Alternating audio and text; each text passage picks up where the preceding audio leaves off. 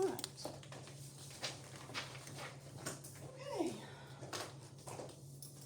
Thank you all for joining me for my presentation. We're gonna be talking about promoting ethics and professional norms, from the Alabama, Instructional Leadership Standard 2. Okay, our objectives today are going to be to understand, of course, the Alabama Standard for Instructional Leadership 2 and its role in instructional leadership. And we're gonna discuss best practices for ethical collaboration. And then we're gonna hopefully identify consequences of bad ethical decisions. And then we're gonna try to come up with strategies to prevent ethical, moral, and legal issues. Okay, so what is the Standard 2?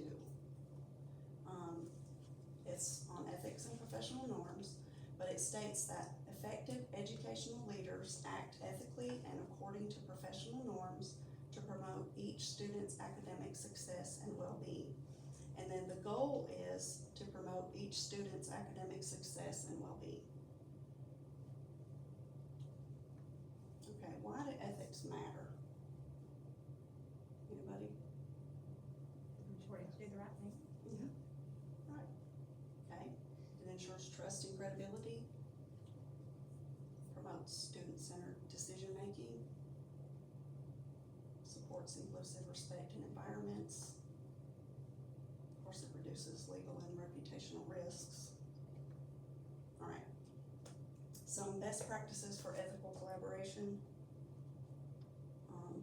Open, honest communication between everyone. Respect for confidentiality, we all want that. Students even want that.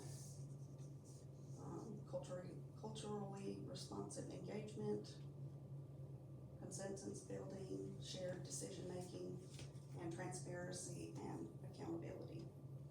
All right. Okay, so we're gonna start discussing now. Okay.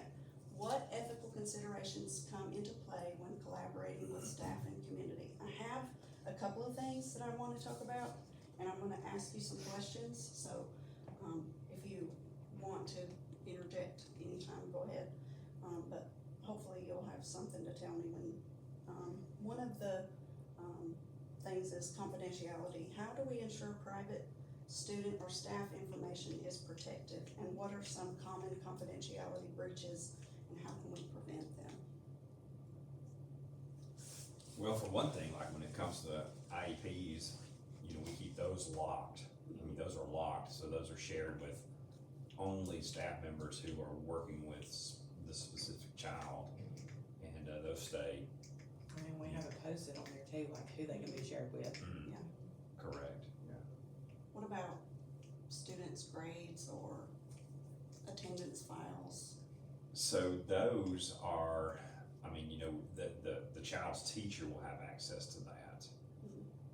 The school counselor has access to that, and the administrators have access to that.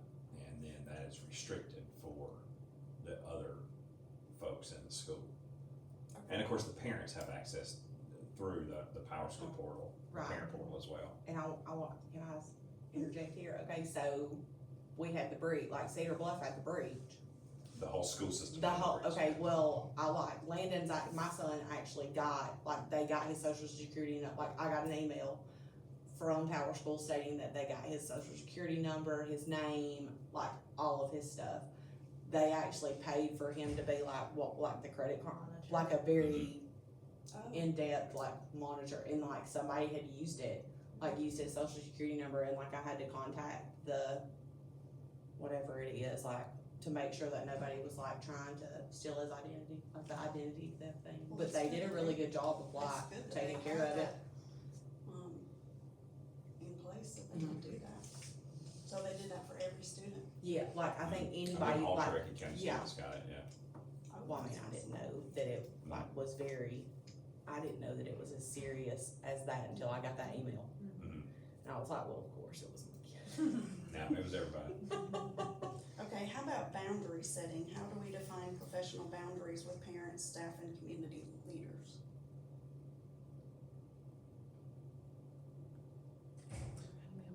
Well, What kind of boundaries? This, my other question is what happens when personal relationships conflict with professional rules? So those kind of boundaries.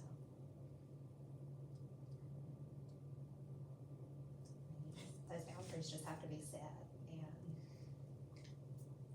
So are you saying like, I don't know, if I, like, what if we're friends with a parent outside school, are you saying something like Yes, that? Stuff like that, yeah.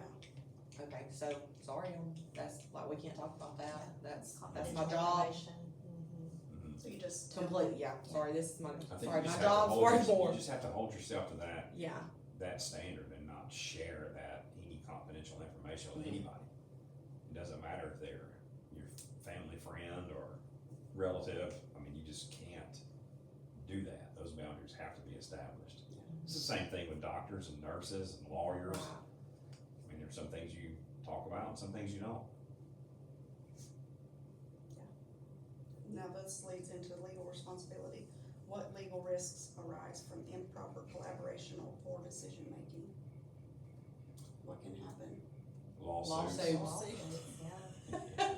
Yes, You can lose your license. Right, right, I mean, yeah, Nobody wants to do that. Alright.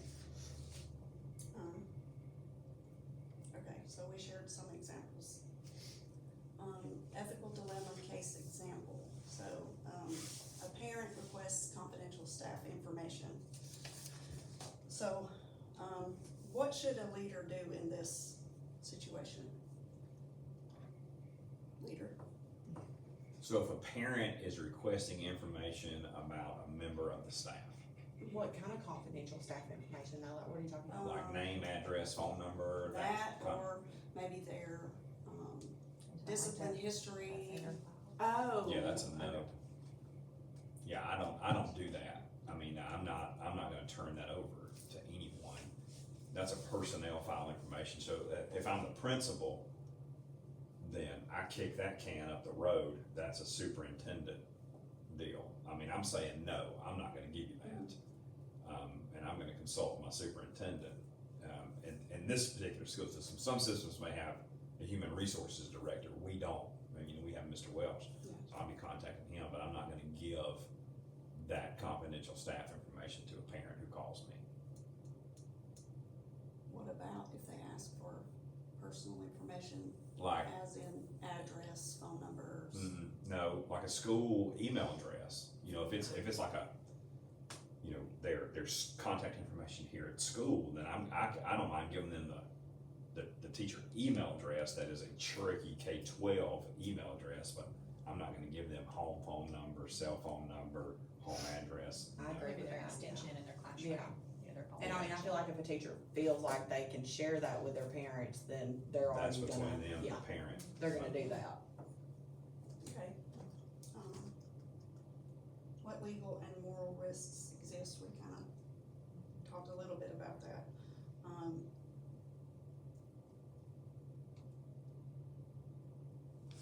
What policies or norms apply? You said you just don't give it to them. Yeah, I think it goes back to what we talked about earlier about, you know, separating the personal and the professional. And, Just have to do it. mhm. Alright, evaluating dilemmas.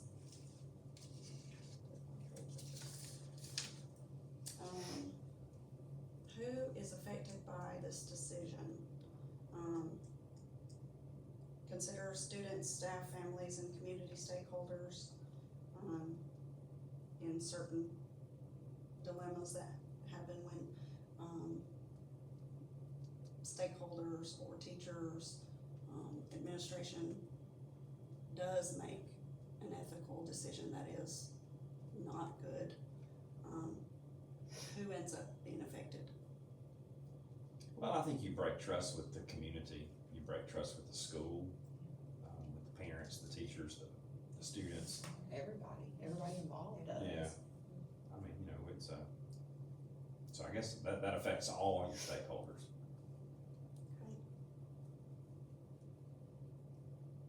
What legal or ethical codes apply? Well, that would depend on what exactly happened, but, you know, you referenced referenced it earlier, you could lose your license, you could be suspended from your job with or without pay, you could be terminated from your position, depending on what exactly happened, and, you know, I guess the extent of what laws you broke or ethics codes you violated. Then you put your fate in the hands of a superintendent and a board. Well, we should use the professional code of ethics as our guide, Sure. what not to do. And I wrote a note as, avoid decisions based solely on personal beliefs or informal practices. How do you think this affects student well-being or equity? Well, if you're giving out student information, their identity can be stolen, or their, As in your It's, case? yeah, and it was not fun to have to try to go through all that system. I mean, like, it was found in Texas and all that was found in different places, so, I mean, it was tough. Did they get the staff information too? we did not get an email. No, like, I got that first email stating, you know, that the, like, Power School had been, like, breached, but then I got another email stating that, like, his specifically was, because, like, you know, I have both kids going there, like, Cadence's was not, it was just his, so. Glad my child was graduating and having to. Okay, all right, let's come up with a strategy.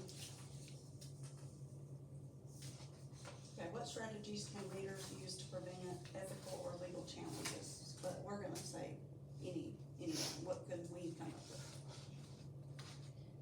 Well, I think training, you know, I mean, we do training at the beginning of every school year through TSS, which does some ethics training, so I think that's important. And when in doubt, make a phone call to a superior, to an HR director, to a superintendent, to a principal colleague. I don't ever think it hurts to have a network of people where you can, you know, reflect on what decisions need to be made or which decisions don't need to be made. Okay. All right, I have some suggestions, regular trainings, ethics committees, clear communication policies, which I think we have here. Yeah. And collaborative decision-making frameworks. All right, got some key takeaways. I got 2 out of 3, that was pretty good. Some takeaways I got from creating this presentation were ethics are non-negotiable in school leadership. I think not just in school leadership, but in any. General. I mean, in life. Yes, yeah. You know, and I Especially consider in money, the school system. I consider money, you know, ethics, part of ethics too, because, you know, we're a steward of taxpayer money. Mm-hmm. And so I feel like there's a lot of accountability in that for our community and the people who, you know, we give a large chunk of our paycheck, so there needs to be accountability, and you need to be ethical in the way that you're spending money to benefit your school and your students. Yes, I agree with that. Okay, collaboration must be grounded in respect, integrity, and legal awareness. I'm sure y'all all agree with that. Doesn't sound bad. Well, you should agree with it Yeah. anyways. Yeah. And proactive strategies help prevent ethical and legal dilemmas. You know, and one thing, going back to money, like there's so many eyes on the money here. You know, it's not left to one person. You know, money goes through, you know, when we make deposits to the bank, it goes through 3 hands before it, you know, so there's a lot of people involved, I think, which increases in accountability so that it's not just for one person. A lot of safeguards, I guess is what I'm trying to say. When y'all make decisions about which monies go where, Mhm. it's not just one person. Yeah, there's making not I was decisions. gonna say, like, y'all have committees, right? Like, we have different Yeah. committees, don't we? Right, there's not, you don't make unilateral decisions on money, very often. Most of the money is made through, the decision on how to spend money and when to spend money is made through committees. There's lots of eyes on it. All right, and our final reflection is, what is one change or strategy you may bring to your team or group? If you don't have any, then if you think everything goes good here, then, I mean, Regular training, we do it every Yeah, year, We We do, do we trainings do every actually year. do trainings every year. every year. all right. Well, thank y'all for joining me.